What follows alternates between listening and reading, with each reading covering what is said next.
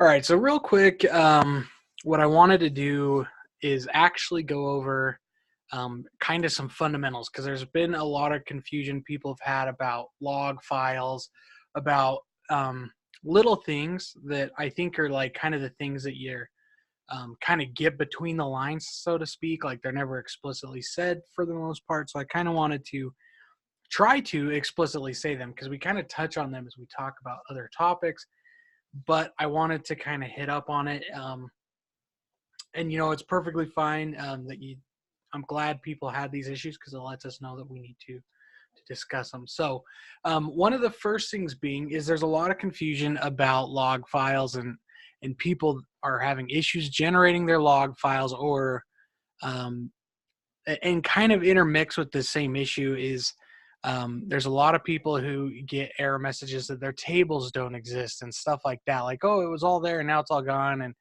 they panic. But really it's fine. So the first thing I'm going to say is use SQL Developer with a big asterisk. And the reason being is that when you use SQL Developer, you have to use transactions, which we haven't really talked too much about. And the second thing being that if you try to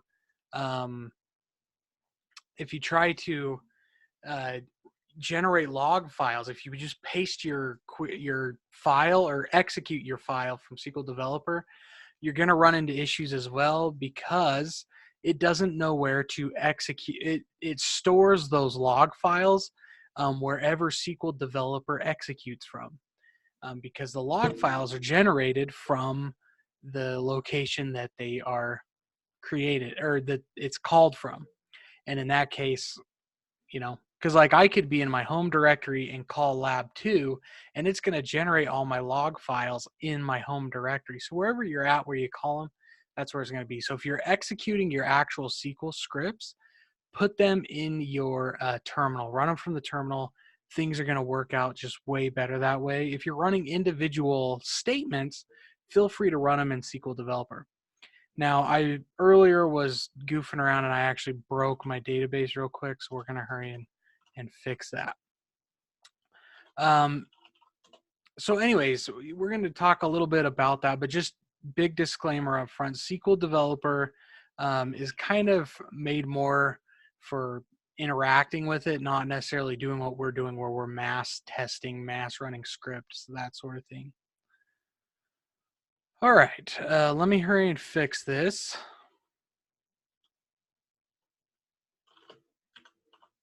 U01.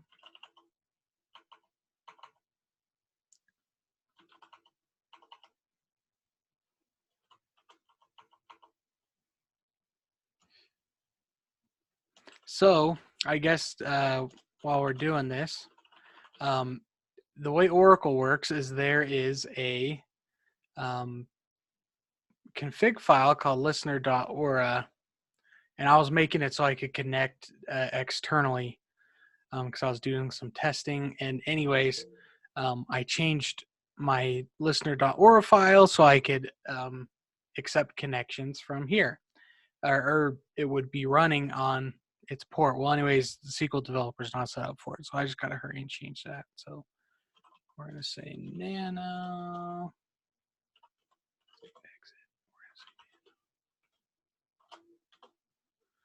And we're going to change this back to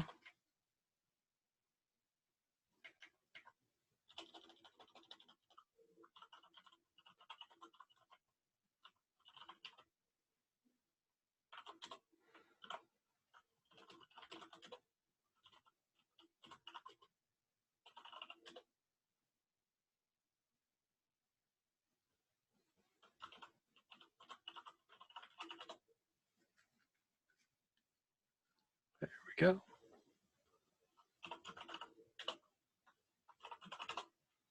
All right, now we should be able to connect. I guess we didn't need to open it twice.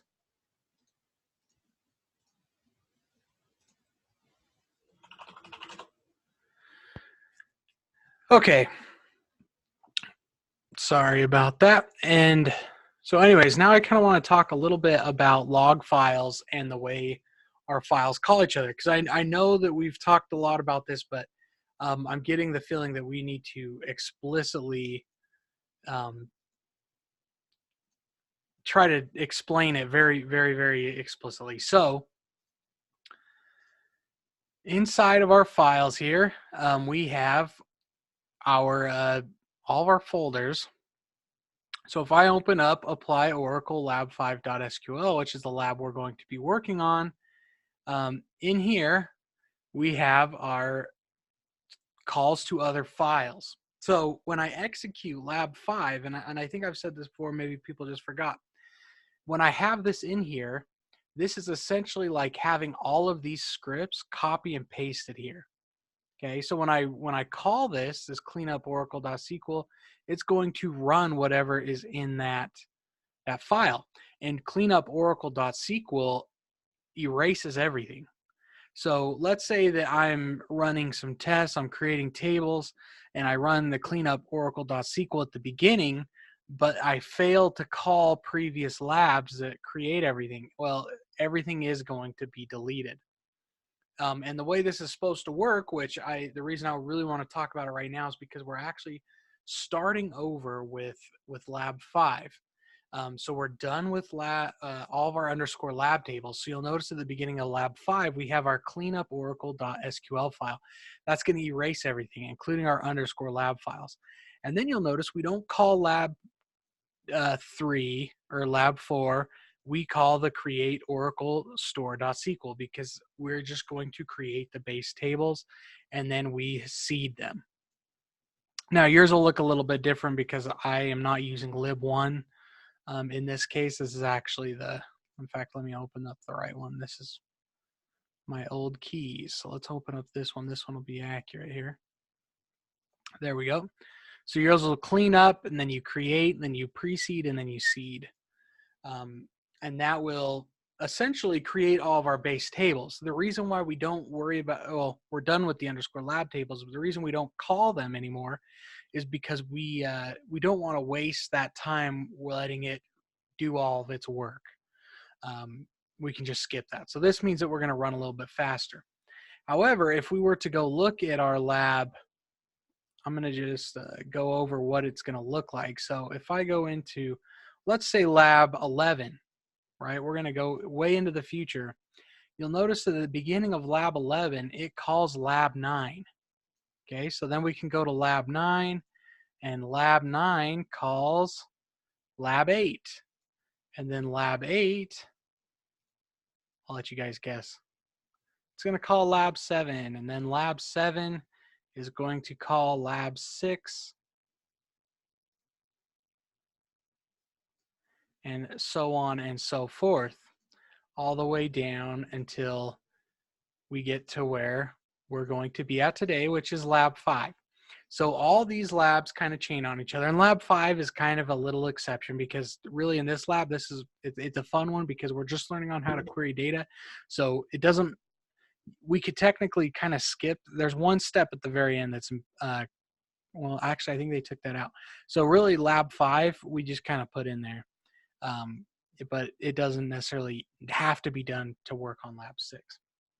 But essentially what's going to happen is clear up through lab 12. When I issue the call for lab 12, it actually goes clear back to lab 5, and it runs lab 5, lab 6, lab 7, lab 8, lab 9, and we'll talk about it later. It actually skips lab 10, but for all intents and purposes, just know that it goes through every one of the call stack, because the first command in lab 12 is, call lab 11.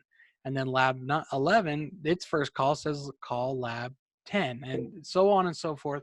So essentially what we're doing is we're building this giant chain that's going to run every file in order all the way up, because every time we run, it should clean up and then recreate everything. And the reason being is, and it's going to get more important as we go along, is that we want that cleanup to happen, because if we change something, we want it to propagate. We want it to be changed everywhere. So that means we delete it, we rebuild it, because in this case, our data isn't necessarily there. Now, you'd never do this in production because let's say Facebook decided to erase everything, that would be bad.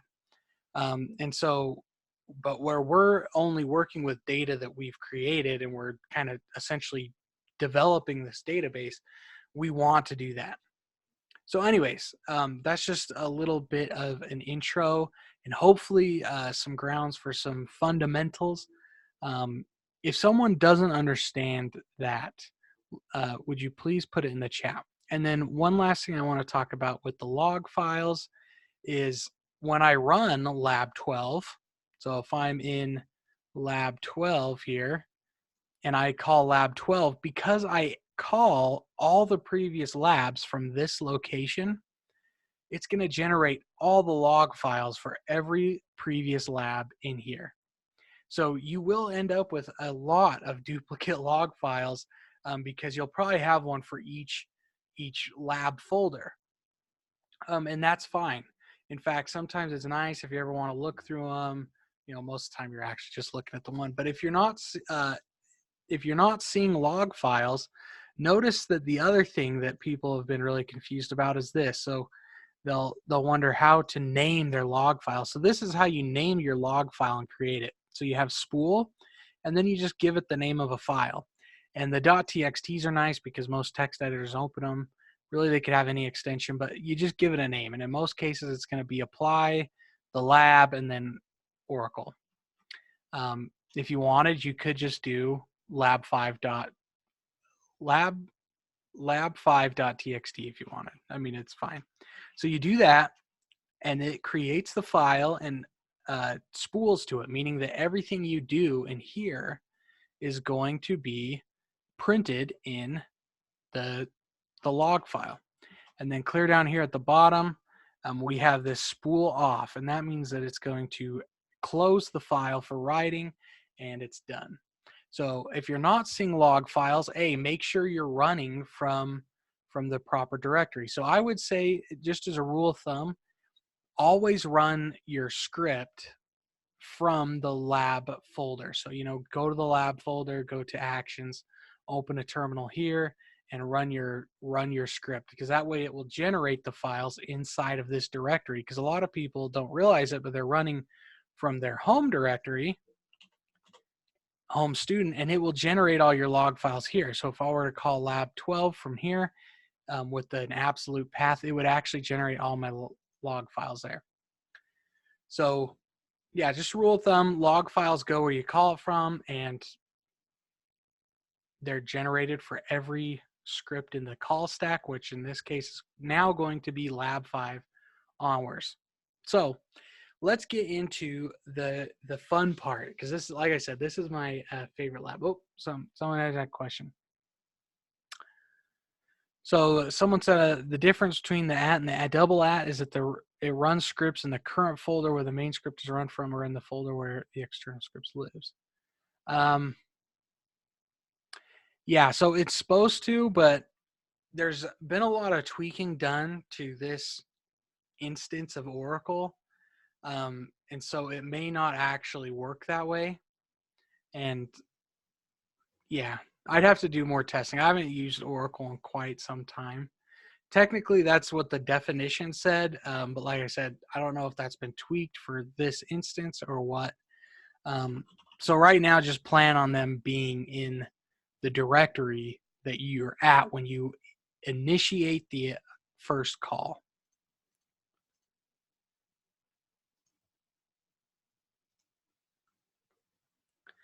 But good question. I wish, I wish that did work, because then you could keep things a little cleaner. But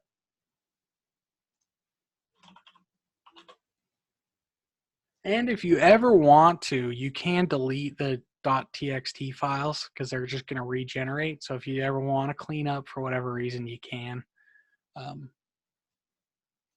Because you can, as long as you have your .sql files, they're super easy to remake. So. All right, and since today we're going to be mostly doing queries, I'm going to be working in SQL Developer, just because it is going to make it a little easier to just run these really fast and edit them without having to have like files open. Oh, I've already got one here. Let's, I think that's like the third time I've opened that window. All right, so just to kind of try to keep things basic, a query. What is a query? Well, a query is a way that we gather data from our database. We are asking the database for information. That's kind of where the name query comes from. And the nice thing is we've kind of used these a little bit here and there, but we're really going to go in depth this time, which is really nice because I know you guys have been, I got some questions about some of the subqueries, when we did our inserts and we would say select the common lookup ID from whatever. Um, and that's great. And like I said, databases are kind of catch-22 where you kind of have to know that stuff to kind of get to here. So anyways, we're going to talk a lot about queries, and I know that I have done in the previous, we talked queries at the beginning because I personally feel like querying data is a good start, almost better than learning how to create tables. But we're going to cover it all again as if you'd never heard of it. So I just want to point out that on Michael McLaughlin's website, there's this really good article, and it's on here. It says the select statement. And it's really nice because it goes through and it talks about the execution order of clauses in the select statement based on what clauses you have, because surprisingly, they don't necessarily change, but depending on what clauses you have can change how things are, in which order things go. So just know that as I talk about this is kind of going to be what I'm coming from. And this is also extremely important for the finals. And you'll come to find that a lot of this is logical. And so as I talk about it, just, and I'll try to explain it in a way that is logical. The way that I memorized, so to speak, or came to understand it, and then when I went to go do my exams for my certification, it made it super easy because I could think through it quite logically. And you'll find that once you understand how it works at a fundamental level, it just makes sense. So just know that that's there. That's kind of where I'm going to be. I'm actually going to throw a link to there in the chat if anyone is curious. And so let's get started. So I'm not going to necessarily talk about the lab right off the bat. And if I don't get to it, don't worry. I do have another recording where I actually show an example of every type of query from the lab. So if I don't get to it this time, I will, along with this video, post a link to that one. Because really what I want to do is I really want to talk about A joins or A select statements and then B joins, because joins are fundamental to how all this works, and we'll talk a little bit about it. But first, let's talk about a select statement because I know I've got some questions. So a select statement is how we obviously select data. So it starts off with the word select, which makes sense. So, and what the select clause does is, and this is where I think a lot of people get really confused. All the select statement does is it shows us we're specifying what data we want to actually display on the screen. So in this case, let me give an example. Let's get the first name and last name from contact. Okay. So when I run this, no. Oh, and let me set this up real quick. We better have data. That would be good.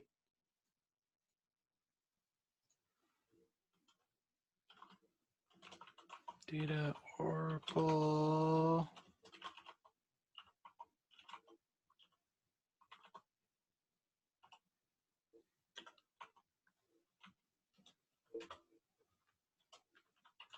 Yeah, let's get some data in here.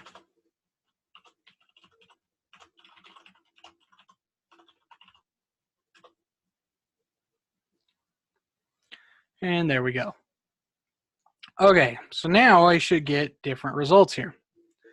So when we select the first name and last name from contact, we only see this. But we know that contact has a lot more. So for example, we can describe contact. A big misconception, you can see the columns there. The big misconception is that when we do this, this is all we have access to. But I'm going to show you here in just a minute. So I'm going to say where created by is equal to 1.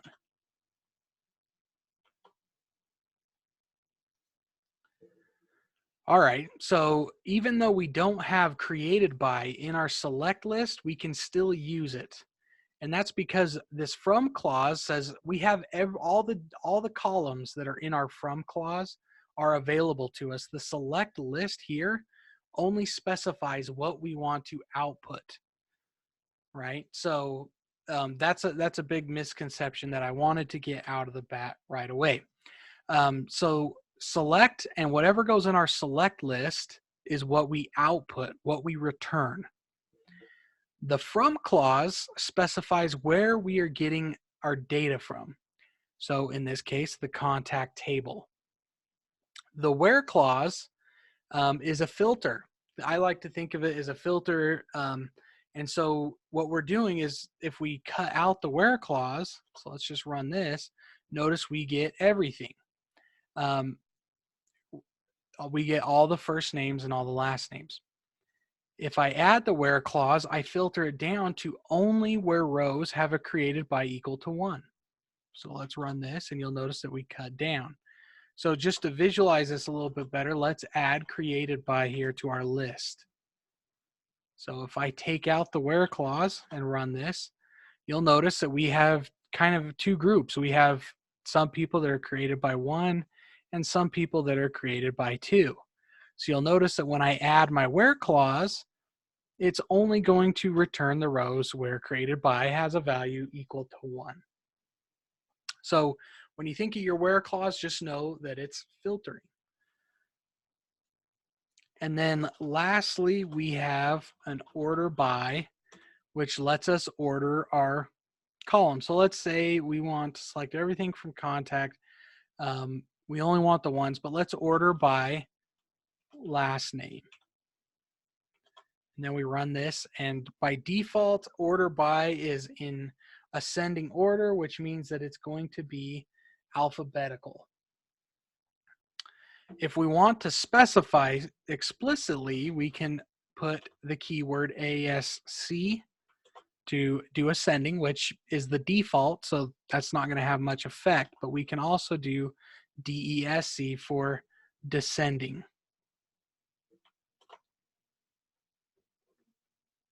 And then you'll notice that we get everything but with their last name in reverse alphabetical order. And so someone just asked, who is 1 and who is 2? And that's a good question. And can anyone tell me what created by is, or what these numbers represent? Where should we go to find what 1 and 2 mean? Does anyone know? Sysadmin. Don't be shy. There's perfect. So someone said system user table, or the user table. Yep. Perfect. So created by, if you remember back to where we created all this, created by is a foreign key. And that foreign key points to system user. So if you're ever in SQL Developer and you want to look, we can go to tables, and then we can go to, we're in contact. And you can actually pull the, and I think we did this one time. I was hoping to have this connected to the other one because dbeaver actually shows you the other stuff. So let's go to our quick DDL and save to clipboard. Or I guess we can just see it right here. And let's see if it goes right there. So our, does it say where it's created on? Anyways, let's go here. I like the quick DDL sometimes because then you can just paste it. And maybe not. Anyways, there is a way here we can see it. Foreign key. Oh, we can go to model for sure. So let's go to model real quick. So if we go to our model, we can actually see the contact and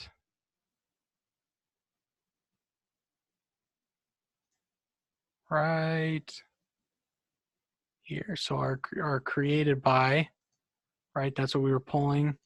FK contact 3, and we can say show parent child tables. And anyway, SQL Developer isn't my favorite, but you can find it by going here, or honestly, sometimes the best is just to go look at the table definition to see how we actually created it, because we have the source code, and that's what's really nice. And as Apex actually gives a little bit more insight into that. Oh, and maybe I was just overlooking it too. But anyways, once you know where you're going, it's actually really easy to actually get that in a nice way, because people are learning, oh, what's 1 and what's 2. Now we could, because we're only have 2 values, we could go look, but let's query it. But let's use a join, because this is a perfect example. So we're going to leave that query there. So now we want to say, oh, let's see who created each one of our contacts, right? So we're going to say select C dot first name, because we want to still see the first and last name. C dot last name, and we are going to get created by still, because we want to see that number so we know which one 1 and 2 was. But then we're also going to get our system user ID and our system user name, because we want to see who the user is. And we're going to select that, and you'll notice that I put this C dot up here. And to make this a little bit simpler, let's go like this for right now. So I'm going to change this to contact, because basically what we're going to do is we're going to say the table dot column. So in this case, contact dot first name, because if you remember right, system user and contact both have a first name and last name column. So now here's where we get to get a little tricky, because this is pretty easy. We select what columns we want what tables from, but now we have to join those 2 tables together. And to do that, we kind of have to specify how. Otherwise, we end up with rows that don't mean anything. Created by could mean 3 different things. So anyways, we're going to say contact inner join system user. And what we're doing is we're saying contact is going to join with system user, but an inner join, and I'm going to pull up another resource here. So SQL joins, if you do a Google search for SQL joins for images, you get this awesome little chart. And this is the best way by far to visualize this. So we're going to do this inner join, which is the most common by far. And it's this one here in the middle. And so essentially what we're doing is we're saying, look, we want to join the 2 tables. So in our case, A is contact and B is system user. And we want to join them based on matches between the 2. And we only want to return those that have a match. That's why red's the only one there in the middle. So that's what we're going to be doing.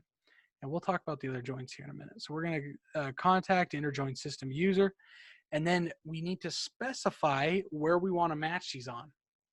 So I like to think of this as you're kind of like worming through a path, because if you remember right, we have this hierarchy of tables. When you picture that model, we had all those lines that were connected. And essentially what we're doing is we're traversing over those lines to get to the data we need. And so what was the common factor that connected contact and system user? Well, it was the created by, and I put created name. That's not going to work. It's the created by and system user ID. It's our primary and foreign key values, system user ID being a primary key, and created by is a foreign key that points to system user. So that's how we're going to connect these 2. So we're going to say on contact.createdBy is equal to system user dot system user ID, because we want to say where this is going to match. So in this case, we are expecting system user ID from the system user table to equal values of contact.createdby. And that's how they make sense. So let's run this. And you'll notice here we get our data. So we have Randy Wynn, who was created by 2, and 2, system user ID 2 is the record for DBA. And then the system user ID 1 is the system username sysadmin. So then we can see who created it. So now normally, so like let's say you were actually creating this report for your boss. You wouldn't really care for these 2 columns because, you know, they're just arbitrary information at this point because they don't care about the IDs in most cases. So we would just take those out and then we could have this. Now, this makes it look like the first name and last name have a system username of DBA. So what we're going to do is we're going to real quick change this column name temporarily in our output. And we can do that by using this as clause. So I'm going to say as created by, which essentially just gives it a new name for the query in the output. And then we can run this and you'll notice that the column name changed to created by. And then we could, you know, print this out to a CSV or an Excel file and give to the boss so he could have a list of everyone's first name, last name, and who created them. So anyways, that's kind of the basics of a query. So we're going to get to that. So someone said, can you just do a join? So real quick, let's try this with just a join. Actually, you know, let's bring back our 2 columns so we can see them. Fix that there. So let's switch this to a join. You know, for the sake being, we're going to leave that there. So let's just take out the inner and let's run this. Now we are going to get the same result set because we have this on clause. Now, so while you can do this, it's actually, I guess you could say, by doing a join with an on clause, you're doing an inner join. Essentially, actually, you know, let's try this. Let's do a, well, that's not a good example. To really get this point across, what we need is some data that doesn't have a match. So I'm going to insert into contact. Well, first let's select everything from member because we need data that doesn't have a match. So I'm actually going to create myself in here, and I'm going to join myself to someone random. Let's do 1008 is going to be my member ID. So we're going to insert into contact. And I can't remember for the life of me what is in contact. So let's insert into contact. We are going to do contact ID, member ID, contact type, and I'm going to hard code some of these values right now just so we can get this in here, because basically I need to not have a telephone number because so far everyone has a telephone number. We can leave out middle name. Let's just do last name.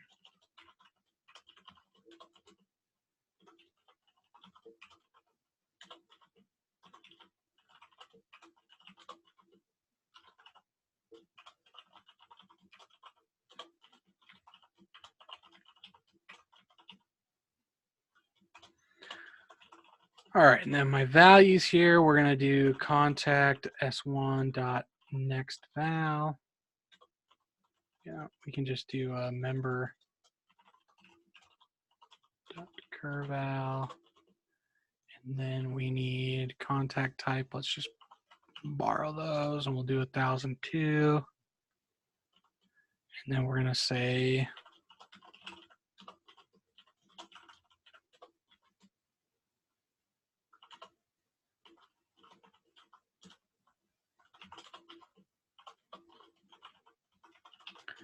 all right, so let's get this row inserted, make sure this works.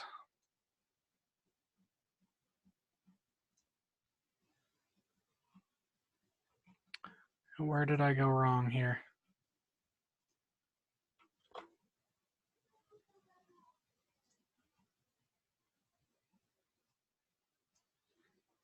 Let's hard code this.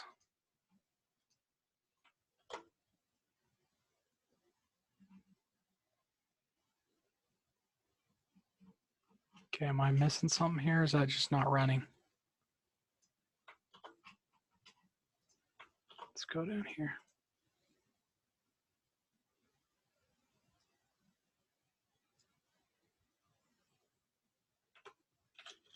There we go. All right, so now I have a contact but no telephone, which is exactly what we want. So let's write another query. We're going to get everyone's first name and last name. But this time we're going to do something a little different, because you'll notice down here I use the full table names.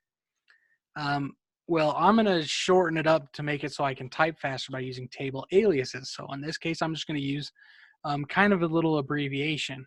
So we're going to say c.firstname, c.lastname, and then we want the telephone number. And we're going to select that from contact. And now to define our shortcut for C, we're going to just put C, so contact space C, and let's just do our inner join again. Inner join telephone T.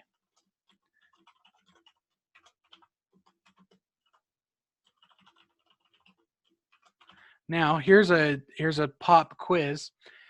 Is my record, so is my name going to show up in this list?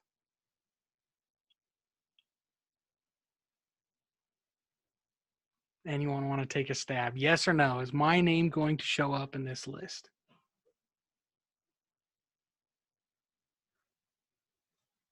Let me slide this over here, because we're joining contact to telephone, and I just put it in here. Yep, so lots of people saying no phone to connect to. Perfect, you're getting it. I like it. So when I run this, we are going to get everyone with a first name, last name, and telephone number, because we did that inner join. So now let's take off the inner like we talked about earlier and just run this like this. Now you'll notice that I still don't get me. Because we have this on clause, essentially we are always doing an inner join when we just specify a join. Proper syntax, though, is to include inner. But really, it does some magic on the back end, but not too much. And a lot of it, it's correcting for the old ANSI 89 syntax, which is what we're going to talk about right now, because I really want you guys to understand the fundamental principle behind how it works deep within the code. So in the lab, you'll actually do two types of queries. One is ANSI. Let's talk about, so there's two SQL standards. There's ANSI 89, and then there's ANSI 92. And those are the years that they came out. So these are quite old. And just know that it's basically like a set of features, or because SQL is actually a standard. So it doesn't matter if you're on Oracle or on Postgres or on MySQL. If they use SQL, they're going to look really similar, and that's because they are compliant with ANSI 89 and ANSI 92. So this is the ANSI 92 way. So now let's do this in a different way, because it really helps you understand how this works on the back end. So the way that we do this in the old way is with a comma. So our from clause just has a comma here, and that's how we joined. So now I'm going to run this, because you'll notice that if I left that on clause, it's throwing a fit. And in fact, let's just try to run it, and it'll say, oh, you didn't properly end your SQL statement, which is a terrible error, because what really it wants is to not have an on clause. Now, however, you'll notice that when I run this, we get a lot of rows, right? And you'll notice that even down here, I have a phone number. Now, what it's doing here is it's actually returning a Cartesian product.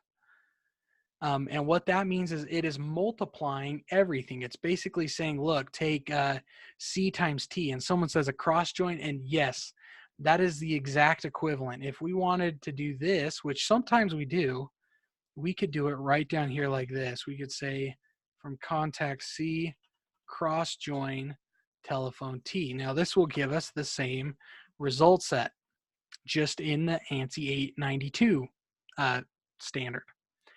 And what it's doing is it is multiplying every row. So for every telephone number, I will have a record. And for every, yeah, basically every possible combination, which sometimes is really handy. For example, if you are trying to create, let's see, let's say we wanted to insert into a new table that had two rows per person. And I'm trying to think of a good use case. So let's say we're creating a table that holds settings, right? And we want those settings to, yeah, let's not worry about it. We do it in a future lab, so we'll just leave it at that. But just know that we're multiplying table A times table B. So in this case, contact times telephone. And just to get the point across, let me add an order by clause here. And I'm going to order by 1, 2, which is first name, last name, another way to order by. And we can do this. And now you'll see it in a little bit easier way to see. You'll notice that Brian Smith gets a row for each telephone number. So there's that. Now, the old way, we want to filter out the same way. Now, instead of using an on clause, we use a where clause, and we say contact ID is equal to t.contact ID, because that's the common denominator between the two. And now you'll notice that we get the result set that we experienced with the inner join. So in ANSI 89, this is how you do your inner join. Okay, so now you'll notice that you'll probably wonder what's the difference between the two. Why did they add inner join? And the reason being is because this one is largely more efficient, because in this case, you don't realize it, but you generate the entire result set first, right? So let's say that instead of having a table with, because if we have contact here, we have 13 rows in contact, and then we have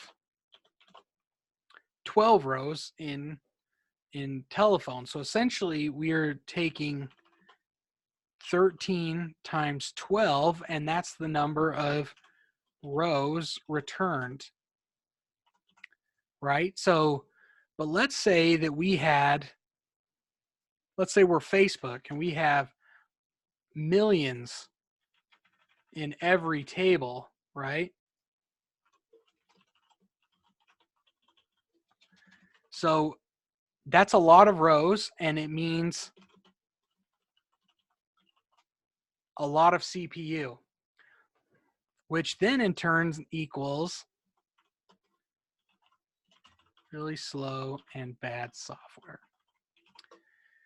So essentially what they did is they said, okay, we need a better way to do this, because we don't want to have to generate every possible combination and then filter those out.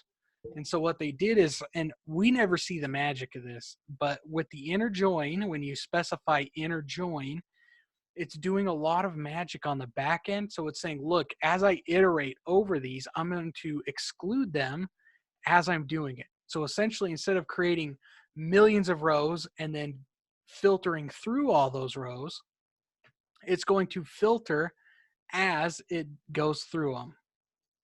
Does that make sense to everybody? I know that's a little bit of voodoo magic, but just to explain the difference, that's what it's doing.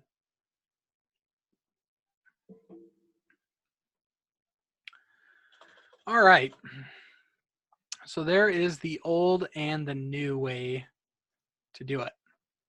One uses the on clause and one uses the other. Now you'll notice that even in this one, I didn't get my my name in here. And so another way that ANSI 92 got better, because let's say I want to see everyone, because I want to know if someone's missing a telephone number. Maybe I don't care if they have a telephone number.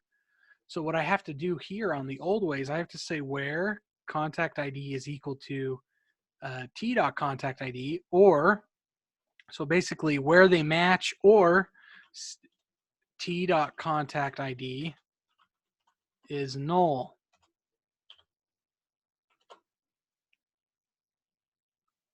And let's see if I did that right. Where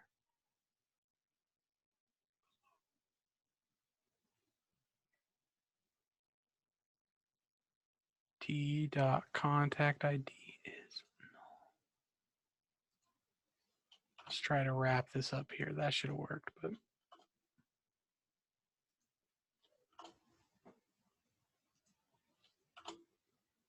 and it may come as no surprise that I really don't use ANSI 89 really ever. So anyways, just know that it's harder, obviously. So, and I know there's a way to do that, but for the lab, you don't have to do that, but I'm just showing you this so you can see the improvement. So let's take this same query here, but I want to include everybody, whether or not they have a number.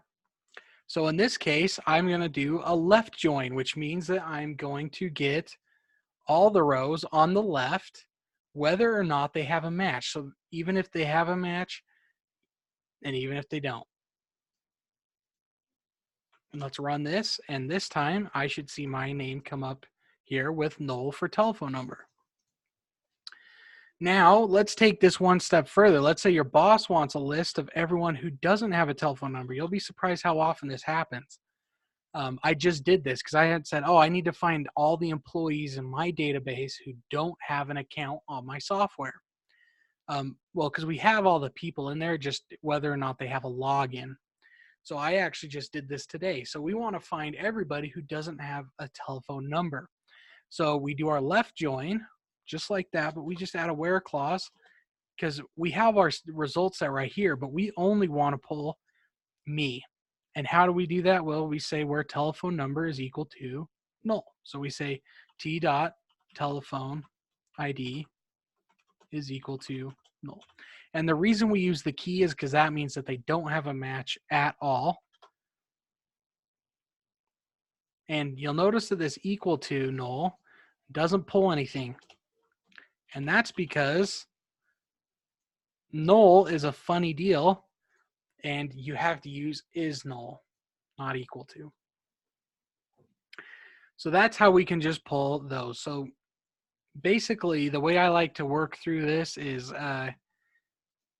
know that, I guess, order of operations. So I can select everything from contact real quick. So the way this works, the order of operations, is it's going to first look at this from clause because that's what matters the most, right? It doesn't care about, basically it's going to parse this and say, okay, it's a select statement, but it's going to evaluate the from clause.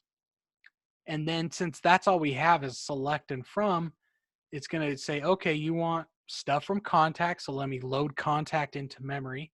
Now, what do you want from it? Oh, you want everything. Okay, let me spit it all out, right? So let's take this another step further with our joins. So if we're looking at our first join here, so it's the computer's going to parse this and it's going to say, okay, you want data from contact. Oh, and you're going to join that with telephone. Okay. How are we joining that? Read the on clause, and it pulls all your data. So then it has all your data on the back end. Then it's going to evaluate your select statement. It's going to say, oh, okay, you want the contact.first name, contact.last name, and then telephone number. Okay, and that's what I'll show. And that's how it evaluates that. So from clause, then select. And let's see. Now let's do this. Let's say we want a count of contacts per membership. Now we did this in a previous lab when we did an update to, well, in lab 4, you'll remember there's that step where we updated member to either be a group account or an individual account based on how many contacts there were tied to that membership. Well, we're going to write that same query here because I want to show you a group by clause. So we say select, and we want to get the membership ID. So m.member ID. And then, let's just start out with that. So this is kind of how I write queries, is I start by just like trying to get the foundation of it. So I'll say select m.member ID from member m. And this is a real basic example, but I run that to make sure it works. And then what I'll do is I'll add the table that I want to connect to. So in this case, we're going to connect to contact. And then I need to know how they match. So then I would do a describe on member, take a look there, and then do a describe on contact, take a look there. And in most cases, you're kind of just looking for the common denominator. So in this case, it's member ID. So we're going to say on m.member ID is equal to c.member ID. Now, they don't always match, and that's where if you don't recognize anything, it's always best to look at the model or look at the DDL and actually see for sure, because it can also be misleading. So best case is if you're not familiar with the design of the database, go and look at the definition. However, in this case, since I'm familiar with it, I can tell you that for the most part, with a few exceptions, the primary and foreign key values are named the same between tables. So we match on member ID in both the tables, obviously. And then I'm going to run this again and make sure we get data. And we do. So now what we want to do is we want to count up all of the contacts for each member. So we use this count c.contact ID. Basically, we're going to get a count of the contact IDs. We're going to call this contact count. Now, if I go to try to run this, in fact, if I hover over this, it'll probably tell me, but let's run this, and it'll say not a single group function. And I always think this error is interesting, because I picture the developer saying, look, you did not include a single group function in this clause, but you have an aggregate function. So if I hover over this, you'll notice it says select list inconsistent with group by. Anytime you have a function that aggregates, so in this case, a count, because what we're going to do is if I left this off and ran this,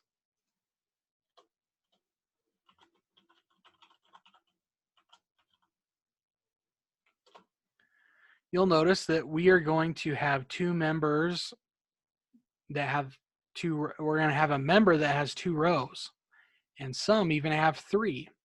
And so what the aggregate function does is it's going to make this so there's only one record per member ID. It's aggregating, just like think of like your grades, right? So let's say we had a list of all of your grades. So let's say you had 8. Let's not say 8. Let's say you had 5 classes, and you had a row for each one of those classes. But what we're trying to do is figure out a GPA.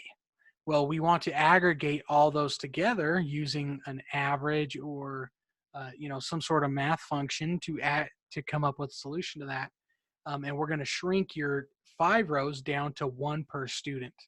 And that's essentially what we're going to do here is we're going to have member, we're going to collapse these because we just want to know that, oh, 103 has 3. Now to do that, we add this other clause called a group by, and we just specify how we want to group these. And well, we just talked about it. We want to group this by member ID. So we're going to say m dot member ID. And for the most part, rule of thumb, what goes in your group by clause is what's ever in front of your aggregate function. So let's run this. And there we go. So now we have each member ID and how many contacts they have. Does that make sense, everybody, so far? I'm going to open-end this question because we're kind of at this point where we could swap to the lab. And so I just want to make sure that everyone kind of understands the fundamentals of this before we go there. Does anyone not understand select statements and joins? And feel free, if you don't, to speak up. It's completely fine. It helps everybody if you don't. And if you don't understand, let me know maybe like what part gets you hung up.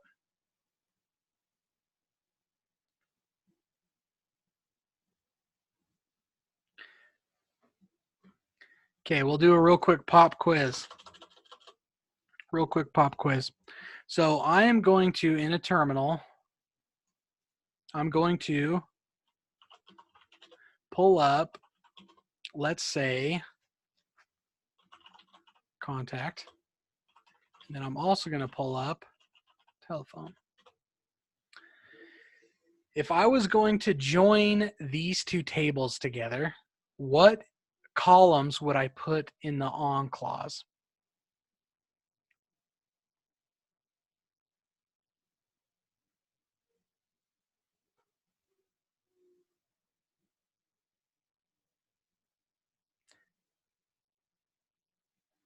Contact ID, perfect. Yep.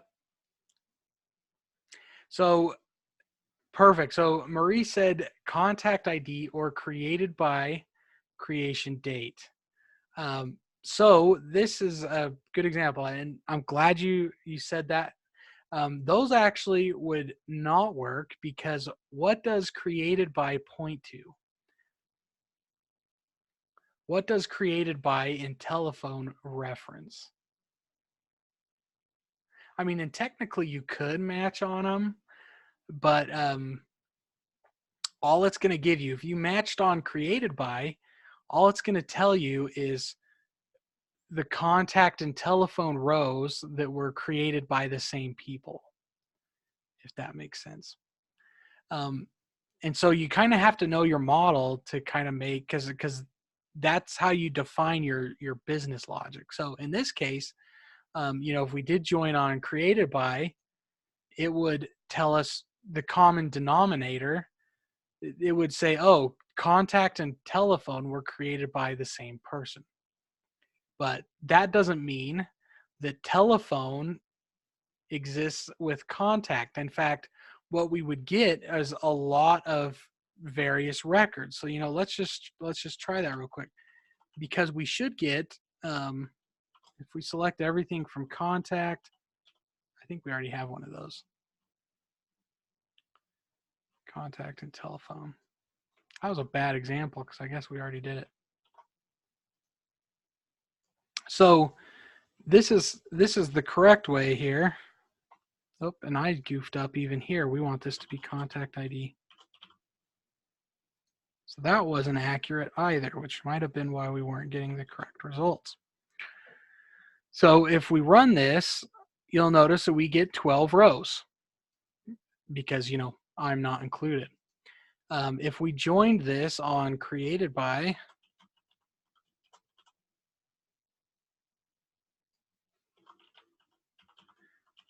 we're going to get a lot more rows because those match on the created by. So you'll notice all of a sudden our data means nothing because telephone and the contact, they don't match. Like I have someone else's phone number here.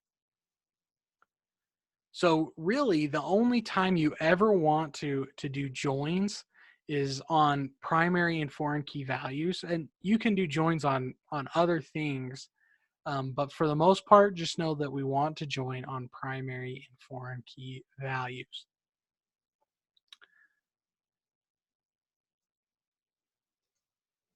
All right. Now, let's say we wanted to use this. Let's say we want to see everyone who has the same created by. We can actually specify 2 join conditions. So let's say we want to do this where they actually match. We want everyone's right phone number, but we only want to see records where the person who created contact was the same person who created their telephone number, which in this case is everybody. Right? So you can see how you can use these different combinations to pull different logical sets. So in this case, we have everyone we have everyone's first name and telephone number, but we only got it where people that were created by the same person. Their telephone number was created by the same person who put them in. And, that's not a terribly good use case, but, it is possible that we could say, oh, let's say that it's your rule that if you create the person, you have to create the telephone number. You could check for stuff like that. All right.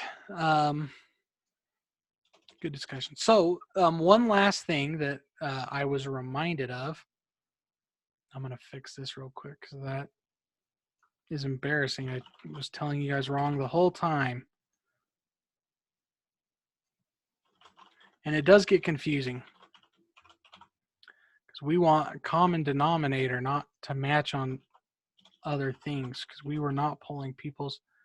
Actually, in this case, we probably were because they were created in order, but yeah.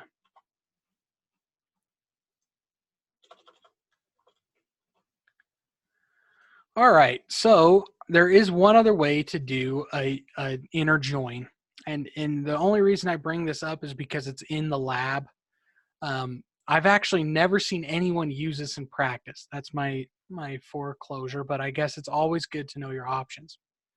So now you'll notice that we have the same variable here, contact ID.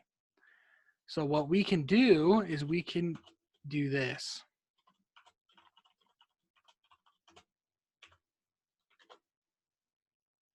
Instead of actually saying where this is equal to this, if they have the same column name, we can just say using, and then in parentheses, specify the name of the column, and they match. But that only works if contacts and telephone, or the 2 tables you're joining, share the same column name. Now, like I said, I've actually never actually seen that used in practice. And that's because most people, when they write their queries, really like to have control over this. And a lot of times you want and clauses, which we do in the future, and all that kind of fun stuff. So, good. And I guess an example is, let's say, because we have a first and a last name in contact and system user. So let's select everything from system user. And here's some stuff, and let's add a record here. So let's say insert into system user.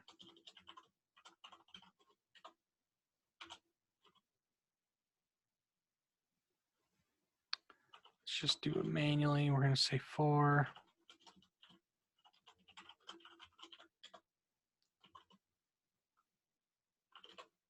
Two.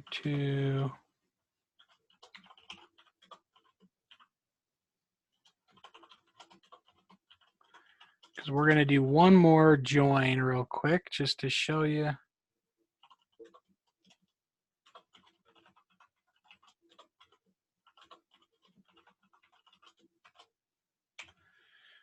All right, let's do our insert here. Oh, we need our values clause.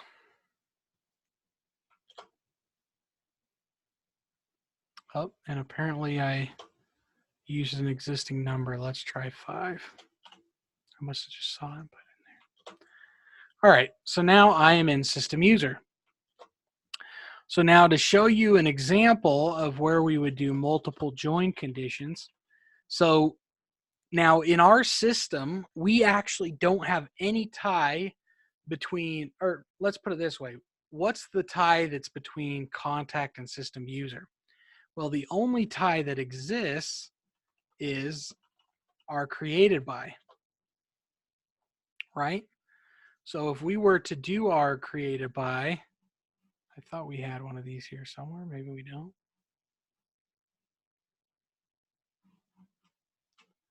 So let's do select everything from contact C, inner join, system user, SU, on C dot created by is equal to SU dot system user ID.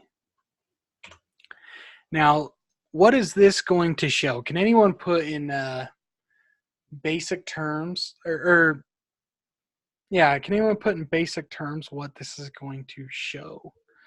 Or I guess let me put it this way. Is my name going to show up in the list of, in the system user username column?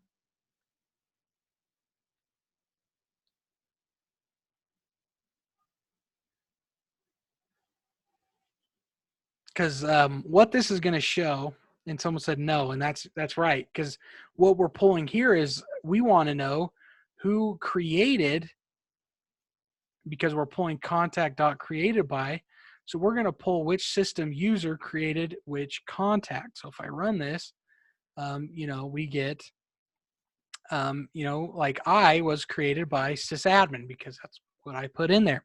And you'll notice that my username never showed up here. And that's because I, with my system user, have not created any contacts.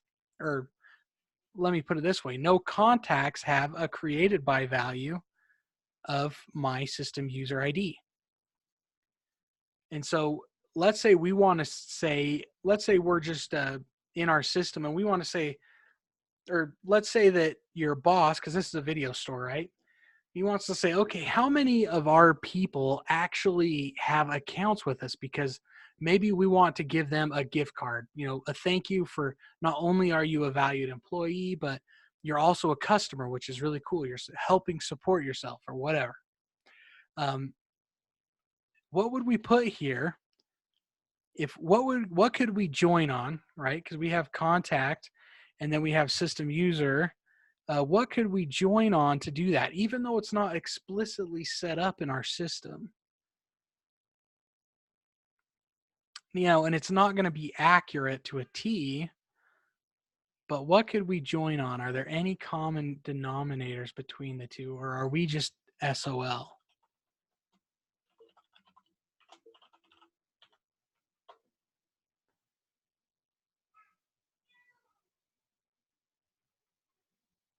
Any guesses?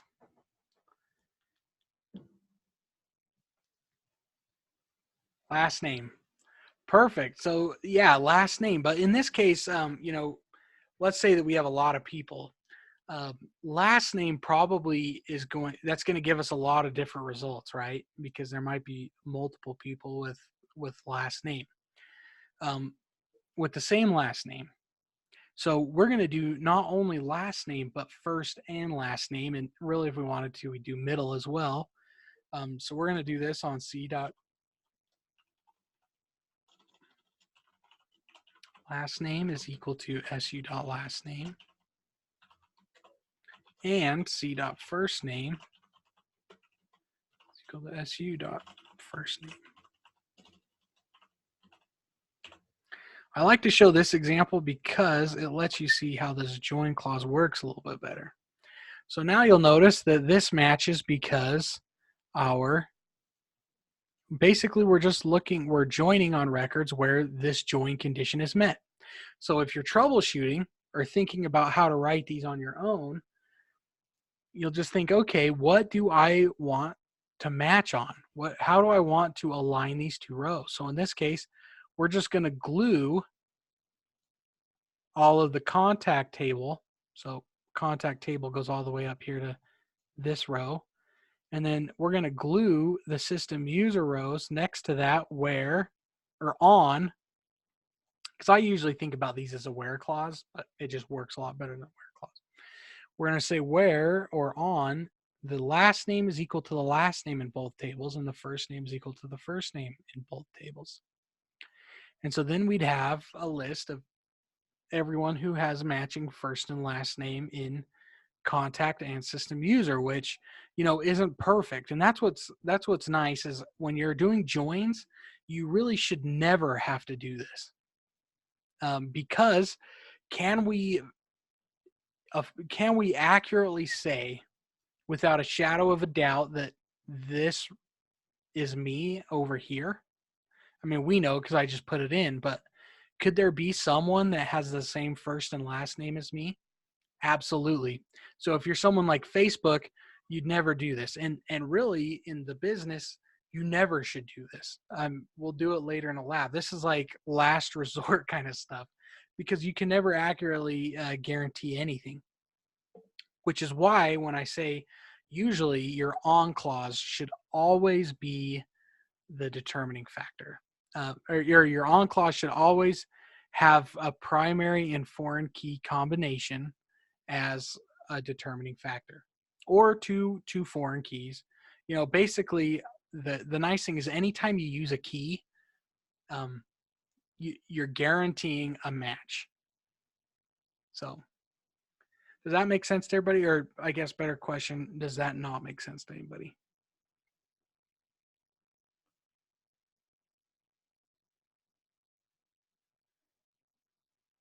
Okay, so real quick, and like I said, I have another video that actually talks about the labs, and we've gone through a lot of examples here, which I think will really help.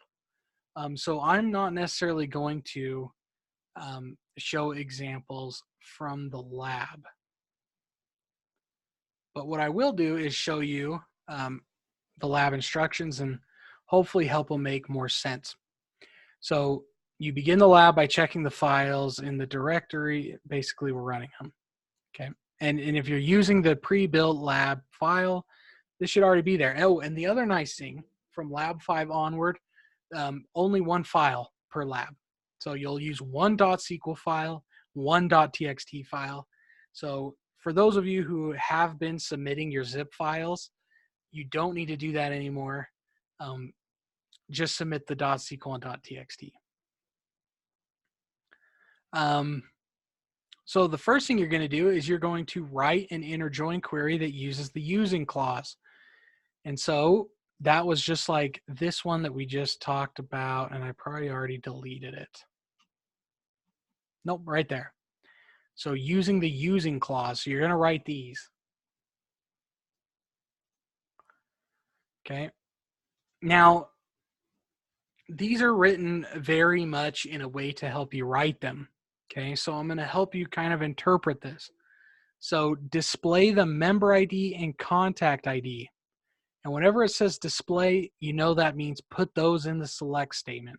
And it even says in the select clause. Okay, so in this case, I guess we will do one example.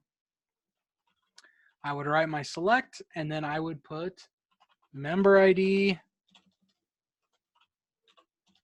and contact ID in the select clause from a join of member and contact tables. And you'll notice up here it says write inner join query. So we know what kind of join we're going to do. So we're going to say from contact inner join member. And then it says you should make the join using the using subclause based on member ID column.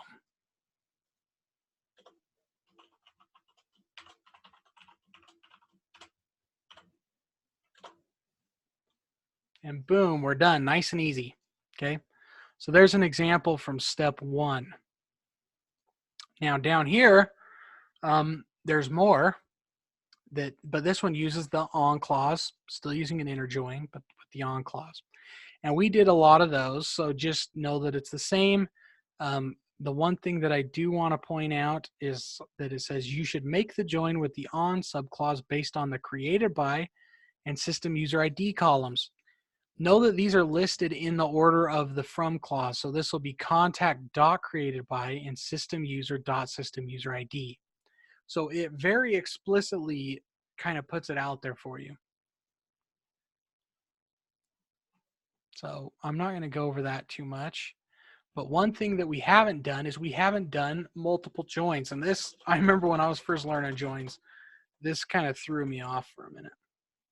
So let's say we wanted everybody with their first last name, their telephone, and their address.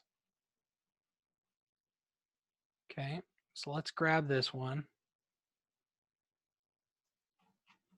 Let's come clear down here to the bottom of my messy file here.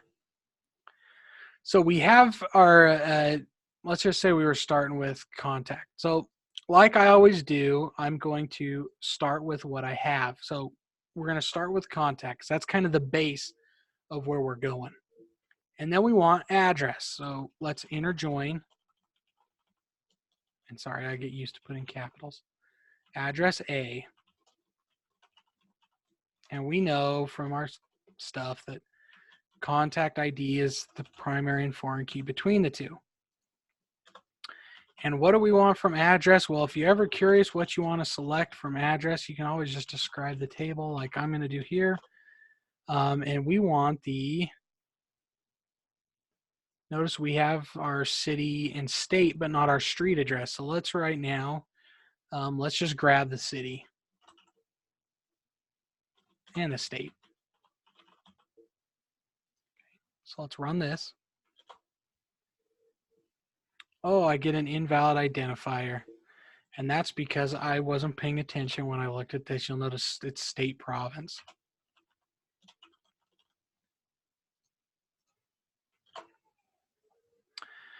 All right, so now we have a contact with address. Now we wanted to add a telephone number to this. So what we're going to do is we're going to add another inner join clause. Oh, and real quick. So when we do a join, this, once that join is completed, acts like a single table. So it's essentially like doing this. So when we're in, when we work from this point onward, this is actually our result.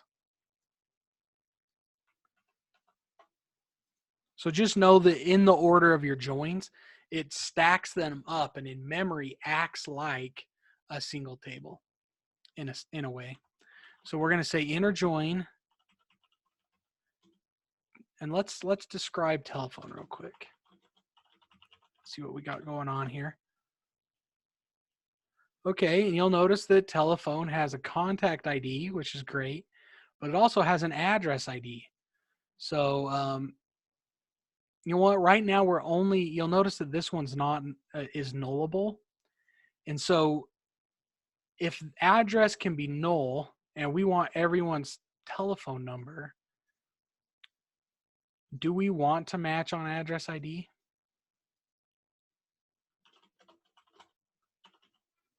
Anyone have any ideas?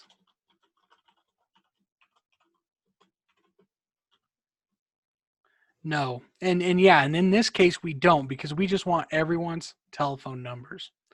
Because if we did match on that and someone had an empty address ID, they wouldn't in telephone, they wouldn't show up. So in this case, we're not going to. So let's join this to telephone and let's add t.telephone number. And there we go. Now we have the telephone numbers. Right? So that's how you do multiple joins, is you can just stack them. And you can do quite a bit of stacking. I think there technically is a limit. I've never hit it. Thank goodness. I don't think you really want to. If you do, there's something going wrong. But you can do multiple joins. You'll notice in this case we did this, but now let's do this. Instead of telephone, let's say we just want their addresses, and you'll notice that in telephone, or I mean in address, we don't have like a street number, right? We just have the address, the state and city. But we do have a street address table. And so we'll notice in street address, we have the street address field, and we also have an address ID. So let's join to that. So we're going to say inner join street address ST or SA on a dot address ID is equal to SA dot address ID. Because you'll notice before with telephone, we kind of had contact to address and contact to telephone. So it was kind of like contact was connected to the two. But in this case, we're going from contact to address to street address. And the result theoretically is going to be the same, but I just wanted to show you how you can, well, and sometimes you have to move through tables just to get to data. Now, in this case, we're selecting everything from address, or we're selecting from all three tables, but that's not always the case. Sometimes you have to join to a table just to get at another table, if that makes sense. So there's an example of 3 joins. You can do more. You can do a lot more. And I wanted to show you here real quick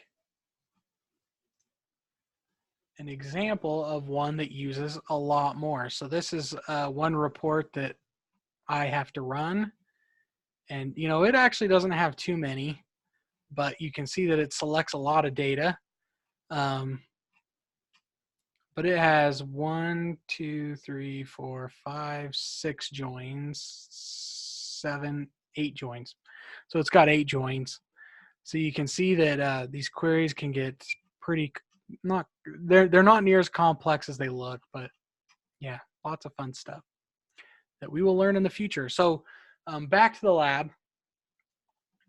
So step 1, we talked about the using. Step 2, use the on clause. Step 3, oh, and right here, we use the on clause. Step 3, we write queries that use 3 tables, or 3 tables. So that's where you'll do your 3-table join, which is why I wanted to cover that one. And let's see.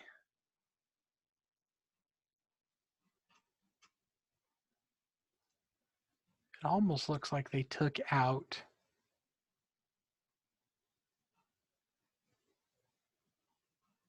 the ANSI stuff.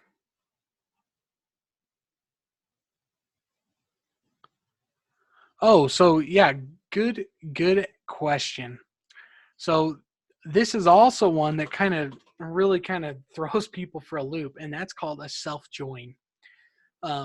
So if we looked at the model, in fact, let's pull up a system user here real quick. If we look at system user, it has created by and last updated by, and created by points to system user.system ID. So it actually references itself. So, you know, in databases, we talk a little bit about like parent-child relationships. So for example, in contact or address, let's look at address since we already have a working example. Contact is a parent of address because address is tied to a contact, right? Well, system user, the created by, references itself. So in this, essentially what we're saying here is that a system user is created by a system user. And if we actually select everything from system user, there is that one guy, which happens to be sysadmin, where if we look at this, created by is equal to 1, system user ID is 1. Essentially what we're saying here is sysadmin created himself. Does that make sense to everybody?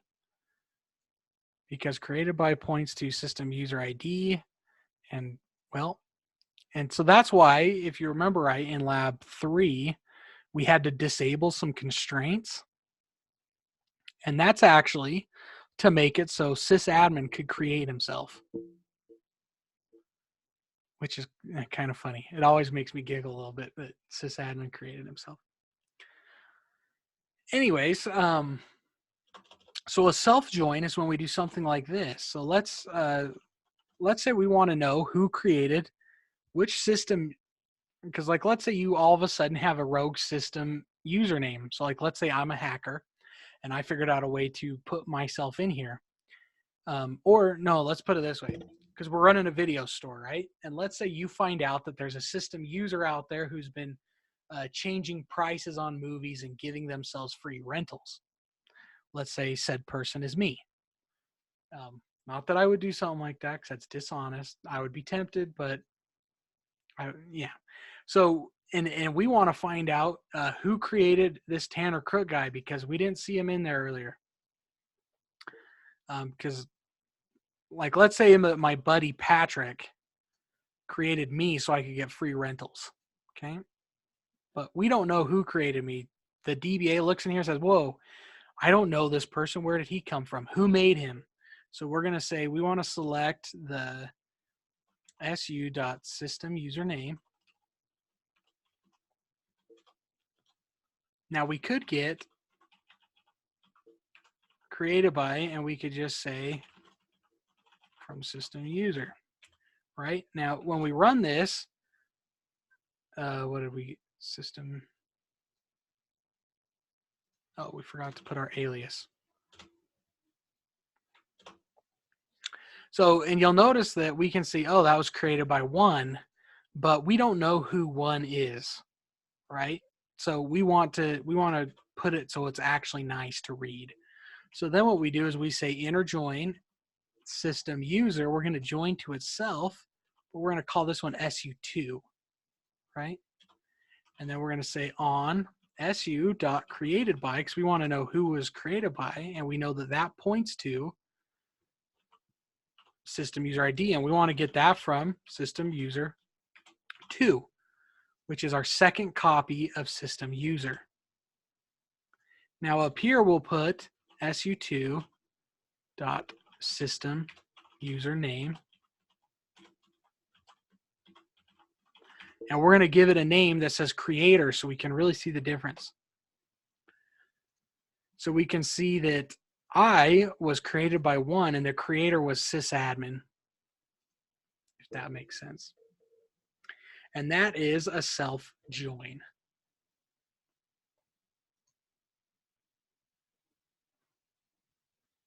That makes sense to everybody? That's self join. Whenever you, because we're joining against itself, but basically we're creating a copy of system user in memory. So we say, oh, load system user into memory, and then, oh, load another copy of that into memory. So we actually have 2 copies of system user, and then we can perform our work on them. Does that make sense to everybody? Because you actually do one of those in this lab. So you'll come across that. So you all can thank Marie for asking that question.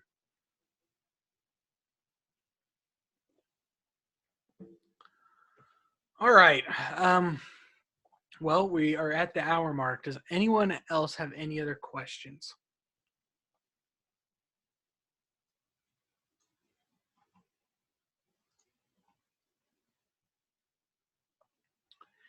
And I usually don't cover step 5 because it's kind of the challenge of the week. But I do give a little disclaimer that if you get stuck on lab 5, let me know. In fact, in past semesters, I have all but given out the answer to step 5, because I kind of want you to do a little critical thinking on this one, because actually steps 1 through 4 are super easy, especially after you've seen this, and you'll see a lot of examples from the previous recording. So step 5 is kind of fun. I do want to talk about this null value, okay? Real quick, I guess. So you'll notice that I have, if we go back up here to my, well, let's look at middle name, right? So let's select everything from contact. And you'll notice that there's quite a few null middle names, and it puts null there. Well, let's say that we want to compare, or let's say we wanted, in this case, where we want to fill those in with something. So I want to select first name,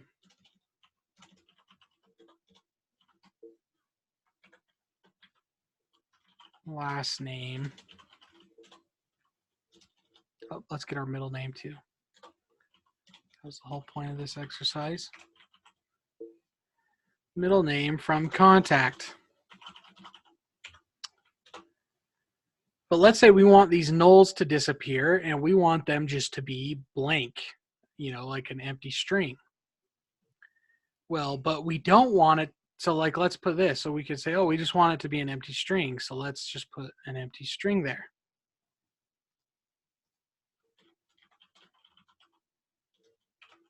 We'll say as middle name. So then we, oh, but then we got rid of our real middle names, right? So we don't want that. So we only want to replace it if they're empty. So what we do is we say NVL, which stands for null value. And then the first parameter is the column you want to evaluate.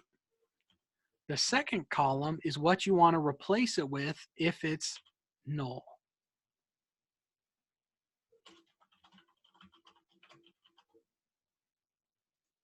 So in this case, it's going to go row by row. And if middle name is null, it's going to replace it with whatever's there. So let's run this. And now you notice that we get this correct. Or let's say we want to put missing. So you'll notice that if it was missing a middle name, if it was null, that now it was replaced with missing, but the ones that did have it still kept theirs. So that's what the null value does. And in the context of this step, it's nice because of these between values. So real quick, let's look at, select everything from rental. All right, and you'll notice here, I guess they all have this. So let's do this. Let's say update rental, set return date equal to null, where rental ID is equal to 1005. So really quick, what I'm doing is I'm just going to tamper with our data so we can run this.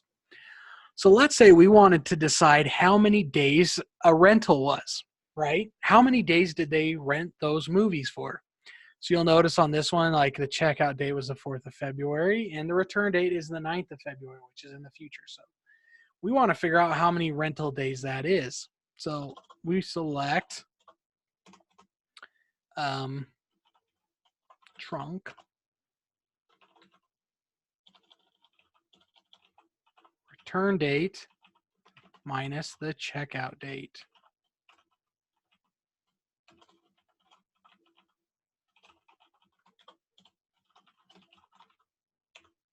Okay, so we're going to do some math here, and we're going to run this and see what happens. Okay. Now you'll notice that we get 5 for all these and null for this one. Now there's sometimes that you want to do math or some more math on this. So right now we have this math here, but let's say we wanted to do an additional math to this, to like, let's say, sum this all up. Well, null isn't going to work. So what we're going to do is add, or actually, you know what, we can do another example. So we're going to add a null value to, and everyone has a checkout date, but some people don't have a return date. So let's do a null value here. And we're going to just pretend that they're returning it tomorrow.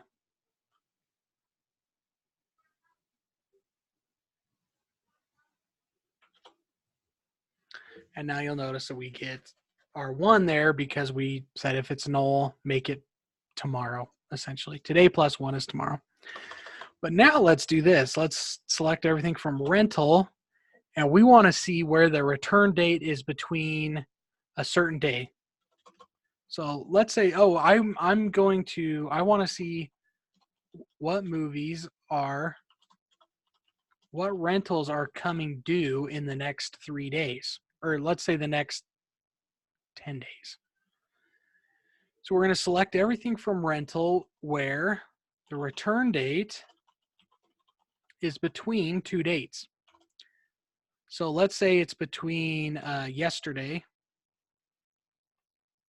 So that would have been the 3rd of February.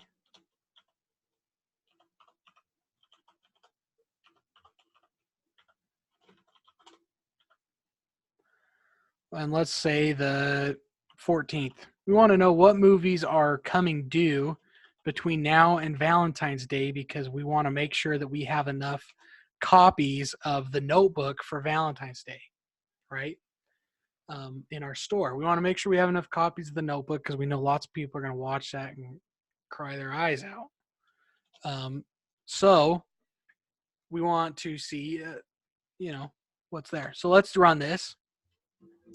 And you'll notice that we get 4 rows. But the return date here, we want to evaluate it as well. So what we do is we say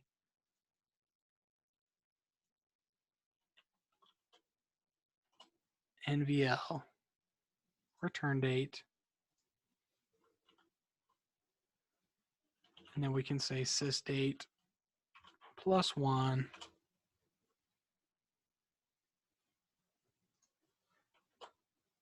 And that should give us our row. So essentially that's what we're going to do here in this step, but in the context of that problem. You're not going to use a rental table, but you'll use a different one. But that null value is what's there. Because sometimes dates are a pain. A good example is if we wanted to evaluate how many rentals are active, and this doesn't have a return, or I guess without having to write anything, a good example is in my database for our CIS. Students are active and they're controlled by an enrollment, and we don't know when they're going to not enroll. And so most students have a start date of the day they started school, but their end date is null. And so if we want a list of active students, a lot of your initial response is, oh, we'll just find it when the end date is null. But what if you can also predate someone? So let's say they say, hey, we're moving in a month. Well, you could go put that in. And if you had it to where it's null, you're not going to show that student as active, even though they actually are. And so what you do is you do this, but you say, oh, where the end date is the last day of school, for example, because then everybody who's still active will show. So it's kind of fun. Actually, let's do this. So let's say we want to know how many rentals are currently active. So we can say where sysdate is between the checkout date and return date, right? Now we know that this movie is active, right? So let's or that rental is active. So let's run this, and you'll notice that we don't pull it. So we'd go tell our boss that, oh, hey, there's 4 movies that are active, rentals that are active right now. Well, and he's going to, do all this. Let's say that movie has a Notebook. He's going to go buy 3 copies of the Notebook to make sure they have enough. Or no, he thinks, oh, we're good. We have enough copies of the Notebook. And then anyway, come to find out that you didn't because you messed up because that one rental had a null return date.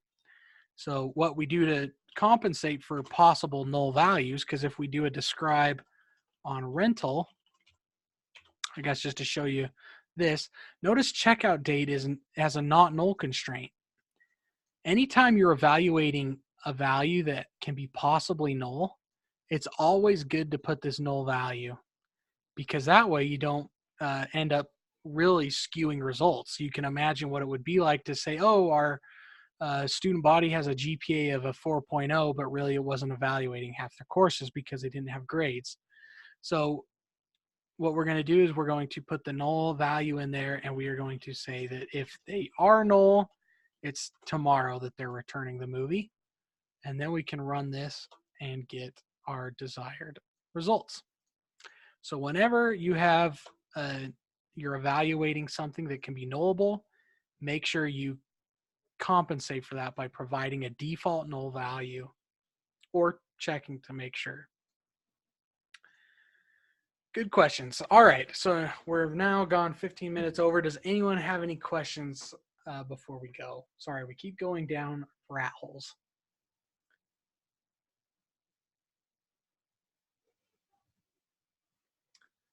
Any questions?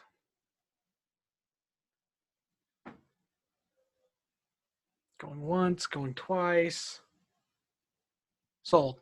All right, well, good luck this week, everybody. It's actually a really fun lab. And what I would highly recommend is that don't just do the lab, but experiment a little bit. Because in the lab, you actually only pull the ID columns in the select list, which is nice if you're checking to make sure they match. But in most cases, they're going to match just because of your on clause. But in real life, what the select list is for is pulling meaningful data in a way that's easy to read. So what I would suggest is that you play around and, try to get the first name, last name, and telephone number. Try to get maybe the person and what movies they rented for a rental. That's another good fun challenge that we didn't cover here. So anyways, lots of fun things. But practice is the best thing. And sometimes the lab assumes that you have practiced or it's kind of already on another level. So what I would suggest is goof around and try to play a little bit if you have the time, and then do the lab. Kind of do what we did here, where you're just kind of like saying, oh, I want to see if I can get a person's first name, last name, their telephone number, and what movies they rented, that sort of thing, or what movies they're renting. So I would suggest playing around because that's how you're going to get comfortable with this kind of stuff. And the labs will do a lot of that, but sometimes it takes a little bit more, and especially for this one because it very explicitly spells it all out for you. And sometimes it's good to get a little experience playing with designing the query yourself to say, oh, I want this, this, and this. How do I go about doing that? And that's the practice that I think goes a long way because it really shows understanding. So if you want to do that, go ahead. But anyways, thank you all for coming. Thank you for all of your great questions and your patience. Yeah, and good luck this week. Thank you. Thank you.